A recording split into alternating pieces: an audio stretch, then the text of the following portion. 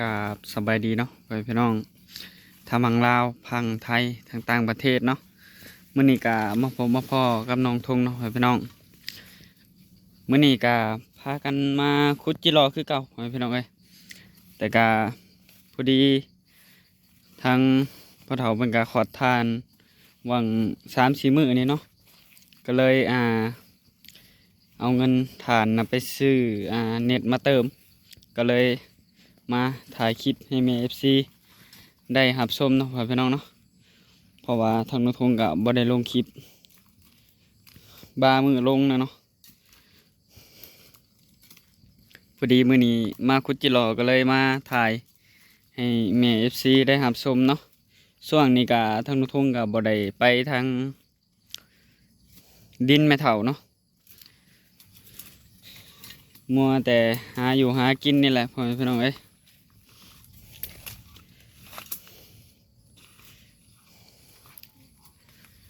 ถ้าบ่หากินกับบ่มีกินเนาะ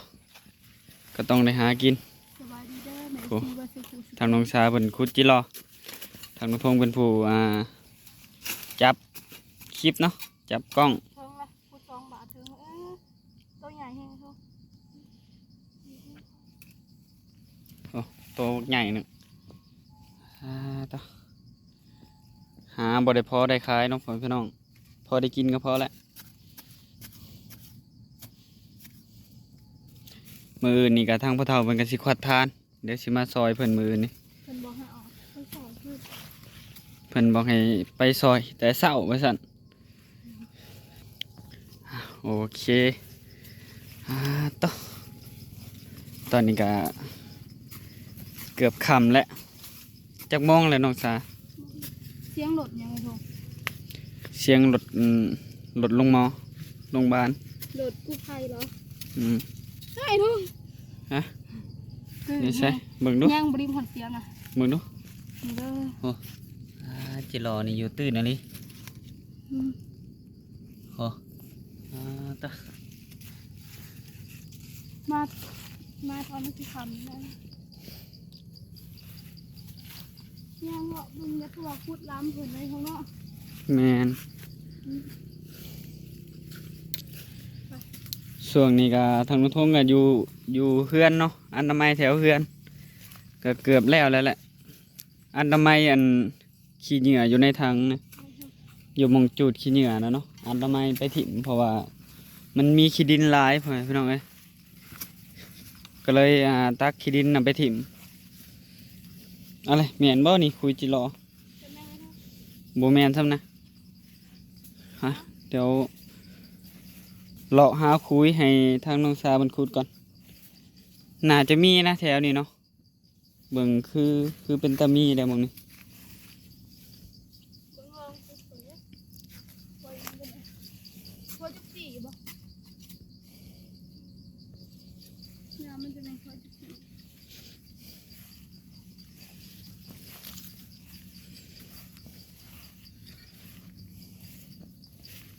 อีหยังห้องเจ็ดเนี่ยจิริบริจิรอ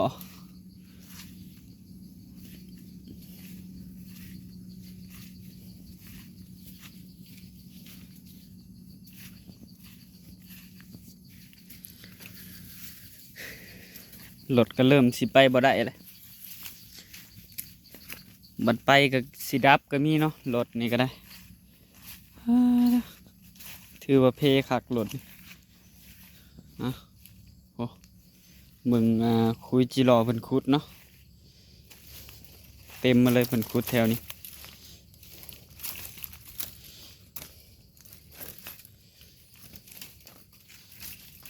คุยนี่เพิ่นออกเลยเนาะนี่คุยนี่ออกเลยนี่เห็นหูจงป่องอยู่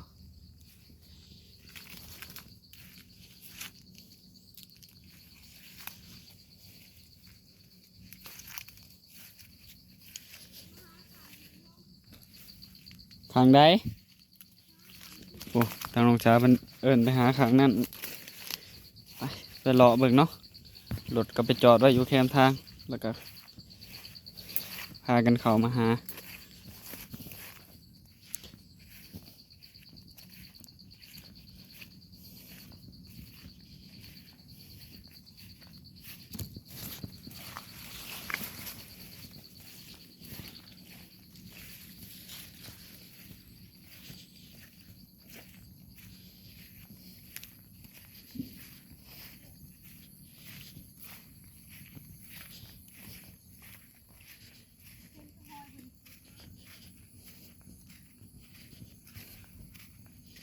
ใส่เห็นบ่ เป็นบ่ห้อยถึงเป็น หาพอได้กินก็พอแล้วเฮา เวลาไอ้เกิดแล้ว เฮาบ่ได้หาขายเนาะเฮาหากิน ปล่อยออกเป็นบ่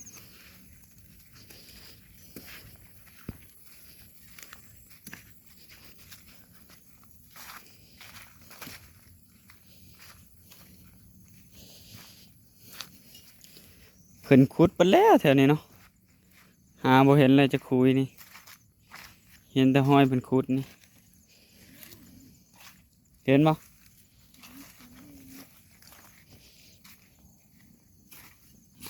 เดี๋ยวว่าเพิ่นแนมบ่เห็นบ่คุยนี่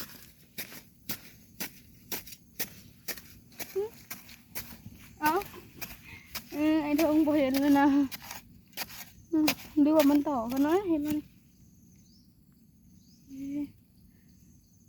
ในตัวนั้นหรือว่าเขาไปหลอกแคนเพิ่มๆอย่างเงี้ยเผื่อเขาจอดไม่รถจักรเลยจอดรถจักรเลยบอลจอดรถจักรเห็นเขาขุดก็หลาย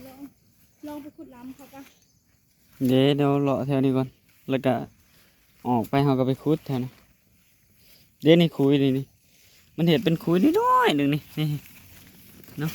เห็ดเป็นคุยเอาเหยาะเดียวหนึงนะแม่นบ่ล่ะ มึงขุดลงไปแม่นบ่อยทง เพิ่นเห็ดเป็นคุยน้อยๆเนาะเด้แม่นบ่ แม่น เอาเลยคือว่าเห็นเอาเหยาะหนึงนี่เด้ฮูนะแม่นบ่ แม่นละมั้ง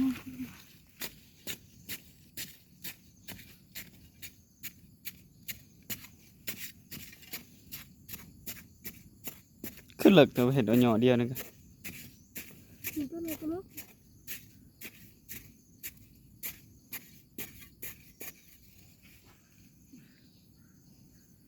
แม่นเซยเห็ดคุยเอาเหยาะหนึงก็แม่นเนาะ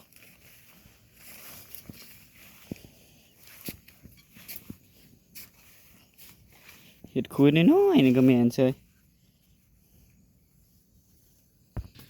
โอเคเนาะตอนนี้ก็เลาะมาหอดกกบกใหญ่ถึมเลยใหญ่อะไรนี่เบิ่งนู่นนี่นะคือว่าเห็นเป็นคุยๆน้อยๆนี่เนาะ นี่ นี่มันแม่นบ่อยทง ลองเบิ่ง เป็นแป้วเลยถ้ามันบ่เป็นแป้วคือว่าสิ่งแล้วมันบ่ได้ บ่ นี่ มันบ่เป็นแป้วเลยบ่เห็น ตัวนี้ ฮะ นี่ตัวเนาะ ปลา นี่ตัวนี้ก็ ทางลงทงกำลังขี่ย่างไปโอ้บางคนเพิ่นก็บ่เห็นเนาะมันอยู่ตามพุ่มไม้พุ่มหยัง เอาควรบ่ได้ บ่เห็นควายบ่เห็นหูซะบัดนี้เห็นบ่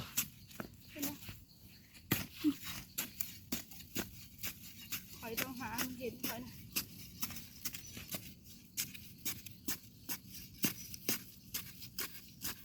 เห็นละเห็นควายนะเห็นหูนะ แล้ว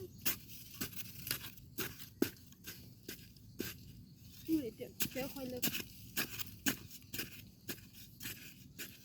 เจอหูเลิกเนาะบาดนี้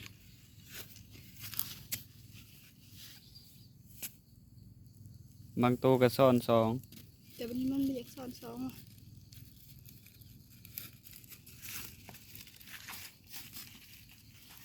นี่ข่อยนี่ก็ นี่เนาะมีควายอีกเห็นบ่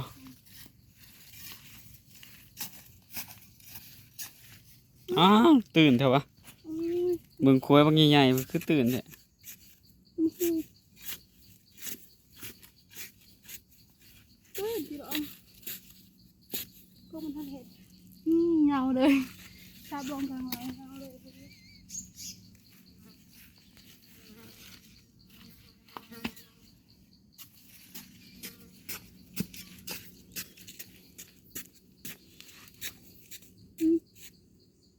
ตื่นอีกตัวนี้ก็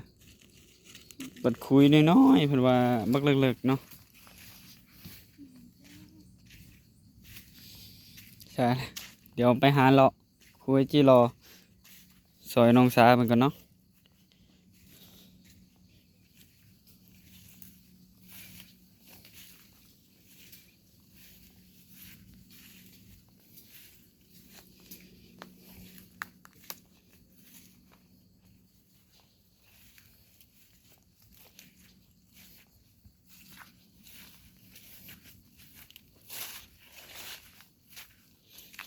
ตะกี้นี่มีหลายแถวนี้นะจิรอยังบ่เห็นทางองศาเพิ่นถามเนาะว่ามีบ่จิรอทางนี้คือบ่ได้เห็นเนาะเพราะว่าเพิ่นขุดเบิดแล้วบ่เดี๋ยวเข้ามาในป่าก่อนดูเถื่อมีเนาะโอ้เพิ่นหอยเพิ่นขุดเต็มอยู่แถวนี้อ๋อต่อน้ำมันอยากอั่งเนาะแถวนี้จิรอเลยอันน่าจะขึ้นง่ายไปทางอื่นโอ้มีแต่ห้อยเพิ่นขุดแถวนี้แต่ว่าบ่มีจิรอเลย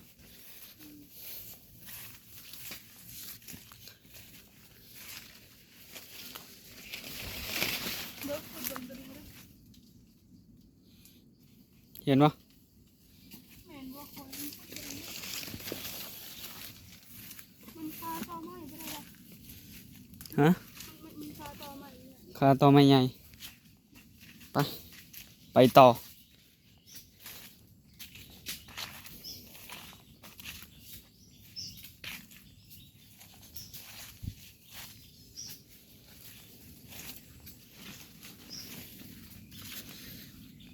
พาน้องชาเพิ่นไปทางอันนั้นก็บาดนี่เด้นี่คุยนี่ยังไหม้ได้นี่นะสงสัยหากระขวดเนาะ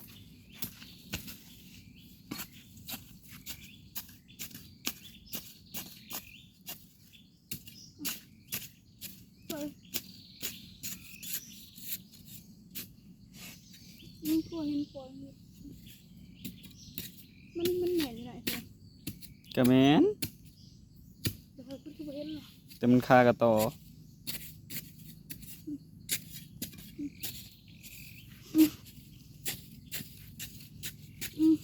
เด้ตื่นๆนึง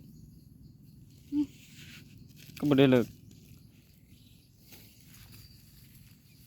อยู่ตื่นๆนึงจิรอนะไปทางเก่าร ถมันเล็กกว่าอีกเพิ่น ยาแหละก็บริโดนปานใดจังหน่อยก็ออกมาเลย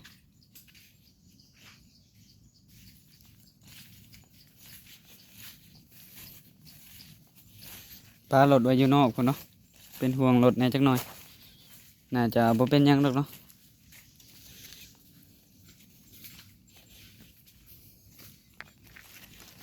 รถก็ล็อกคอไว้เรียบร้อยเลยเผื่อเพิ่นสิเอาก็คือสิยากเติบดอกเนาะเด้นี่อ่าโหคุย 3 ขวดนั่น 3 ขวย 2 ขวด3 ขวดบ่ 3 ขวยแต่ว่าขวยนี่น่าจะออกแล้วนี่ หาเบิ่ง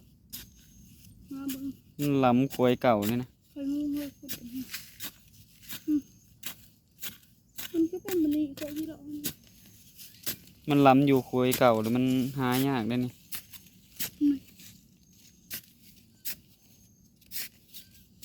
มันล้ำมันห้อยอันนั้น หอยเก่ามันเนี่ย ห้อยคุดอีก มันสิเสียก็มันก็ละมา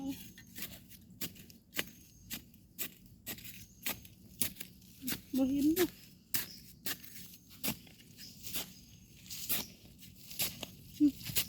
บ่เห็นไอ้เจ้าเสีย ง่าย มันลำปล่อยเก่ามันเลี้ยงข้างดีกว่า ดูคุ้มเก่าอีก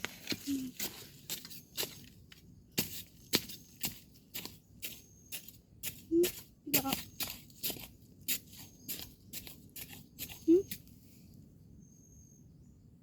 อุ้ย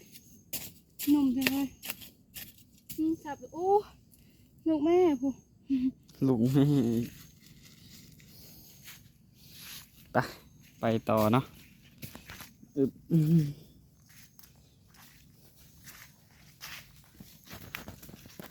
เบิ้งเข้ามาเบิ้งในนี่ก่อนบ้านแม่แถวนี้สิมีบ่คือบ่ค่อยเห็นวะแถวนี้ แม่บุคคล กล่องก็อยากไวในอยจักหน่อยเนาะพ่อพี่น้อง ที่แม่ก่อน ไป ต่อ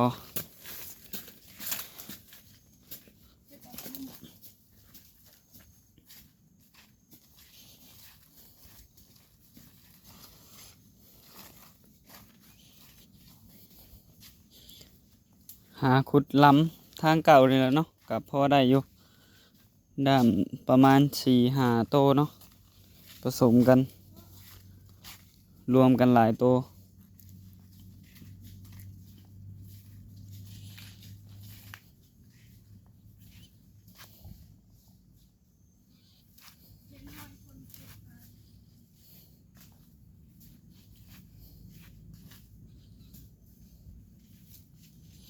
มีหอยเพิ่นขุดเนาะโหอ่า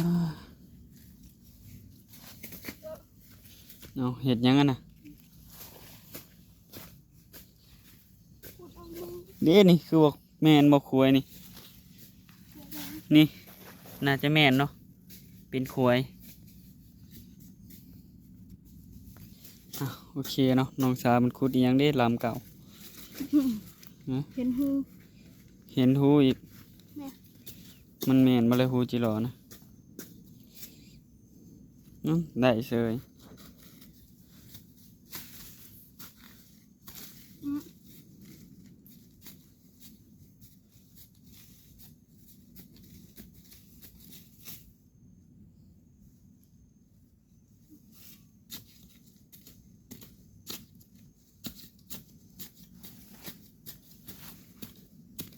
อืมอืม หายแล้วบัดนี้ หายก็ตอใหม่เลย อืม หายเงาใหม่เลยโอ้อ่ะไปต่อ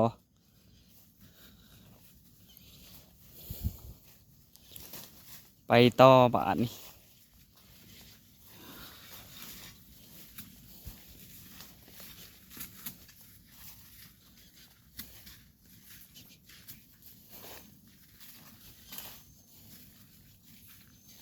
ไปโทษนี่ควายมัน ฮะ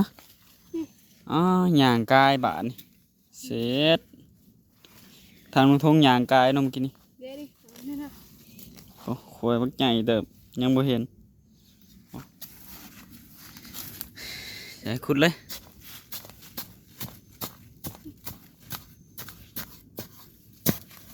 ทางไหนปะเนี่ยทางไหนเป็น เห็นบ่ฮูมัน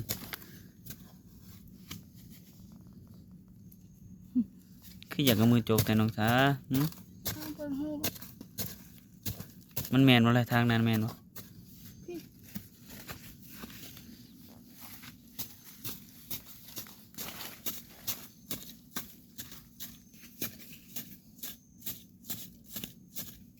คือไก่แท้ บ่หู มันมีจักทาง บ่เห็นเลยที่แม่นอยู่บ่อัน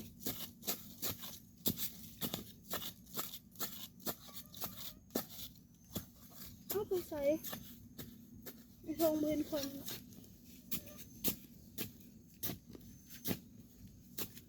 เบิ้งขุดได้ก็ ขุดให้ได้จังได๋เบิ่นเอาทู หาก็ไปวันนี้ โอ้เป็นกวนเป็นอันหูปวกบาดนี่ นี่โอ้ยนี่นี่ค่ะนี่เขียวนี่ติดออกมาเลยนี่เดี๋ยวได้โบผิดหวังเลย บ่ผิดหวังเลย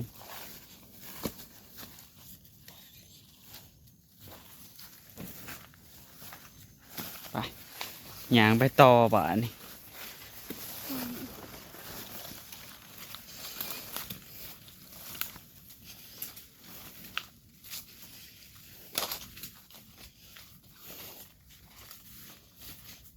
ย่างไปไกลเติบเนาะเพื่อสิได้ตัวหนึ่งก็ได้ นี่คุยเนี่ยบักใหญ่นี่นี่แต่ว่ามันอยู่ภูมิไม้พวก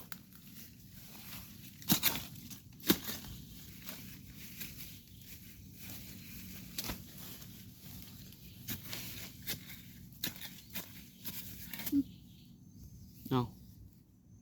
โอ้ ตัวใหญ่ ตัวผู้แล้วตัวใหญ่ๆไปเนี่ย จะเอาเลยเนาะคุณลงไปนี่นี่เห็นเลยนี่ฮะ บ่แมันมีอีกบ่จักคือบ่คุยใหญ่แท้ มาแม่ เบิดเลย ไปต่อ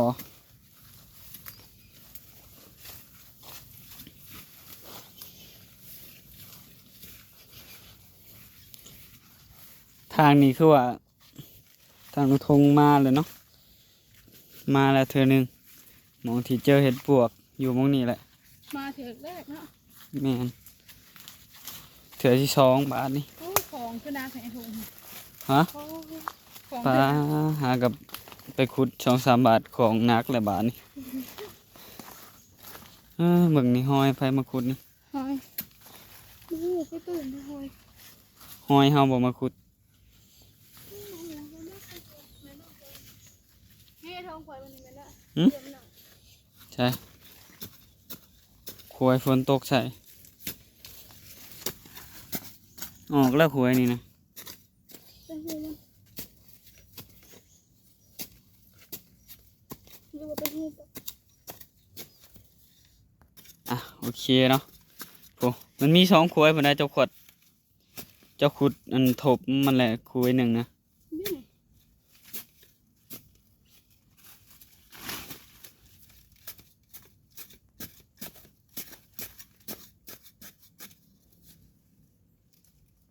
ดิอีกขวยหนึ่งดิอยู่หันนะ อืม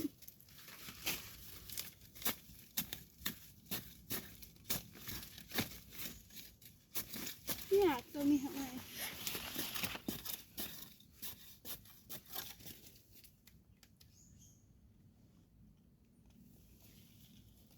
สอง ลองดูไป โอเคเนาะทางน้องทงก็คือสิได้จบอยู่ในป่าเลยเนาะพ่อพี่น้องเนาะตอนนี้ก็ถือว่าใกล้ค่ำแล้วสิพากันเมื่อละบาดนี้เนาะพ่อพี่น้องโดยก็ขอบคุณเนาะทางแม่ FC เบิดสุขคนเนาะที่เบิ่งคลิปของน้องทงแต่ต้นจนจบที่บ่ความโฆษณาเนาะก็ขอให้เพิ่นอยู่ดีมีแรงเนาะความเจ็บจะได้ความไข้อย่ามีเด้อเดินทางไปไสมาไสก็ขอให้ปลอดภัยให้เจริญในหน้าที่การงานอายุมั่นขวัญยืนเนาะโดยทางน้องทงก็เพิ่งมีเน็ตลงเนาะพ่อพี่น้องก็สิอันนั้นเนาะพ่อพี่น้องเนาะก็สิลงให้แม่พี่ได้รับชมเพราะว่าได้เงินขายทานพ่อพี่น้องเอ้ยโดยสบายดีน้องสา สบายดี โดยทางน้องทงก็ขอกล่าวคำว่าสบายดี บ๊ายบาย